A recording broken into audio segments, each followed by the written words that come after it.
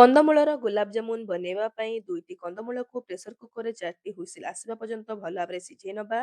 ଥଣ୍ଡା ହେଲା ପରେ ଗ୍ରେଟ୍ କରିବା ଏବଂ ଏଥିରେ ଦେବା 1 ପିଞ୍ଚ ଖାଇବା ସୋଡା, 1 ପିଞ୍ଚ ଲୁଣ, 4 ଚାମଚ କ୍ଷୀର ପାଉଡର, 2 ଚାମଚ ଅଟା, 2 ଚାମଚ ମଇଦା ସବୁ ଜିନିଷକୁ ଭଲ ଭାବରେ ମିଶେଇ ନବା ଏବଂ ଗୋଟେ ସଫ୍ଟ ଡୋ ରେଡି କରିବା ଏବଂ ରେଷ୍ଟ ପାଇଁ 10 ମିନିଟ୍ ପର୍ଯ୍ୟନ୍ତ ରଖିନବା।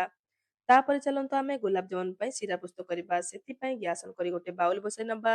ଏଥିରେ ଦେଇଦେବା 1 କପ୍ ପାଣି, 1 କପ୍ ଚିନି ଏବଂ 2ଟି ଗୁଜୁରାତିକୁ ଖଣ୍ଡ କରି ପକାଇ ନେବା। ଭଲ ବାସ୍ନା ଆସିବ ଗୋଲାପ ଜାମୁନରେ।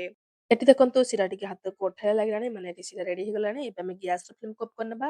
ଆଉ ଆମେ ଗୋଲାପ ଜାମୁନର ବଲ୍ ଗୁଡାକ ବନେଇ ନେବା। ଆଗକୁ ଫ୍ରାଏ କରିବା ପାଇଁ ତେଲକୁ ଗରମ କରିନେବା। ତେଲ ଭଲ ଭାବରେ ଗରମ ହେଇଗଲା ପରେ ଆମେ ଏହାକୁ ଗୋଲ୍ଡେନ ବ୍ରାଉନ କଲର ହେବା ପର୍ଯ୍ୟନ୍ତ ଭଲ ଭାବରେ ଫ୍ରାଏ କରିବା। ଏଠି ଦେଖନ୍ତୁ ଗୋଲାପ ଜାମୁନ ଭଲ ଭାବରେ ଫ୍ରାଏ ହେଇଗଲାଣି।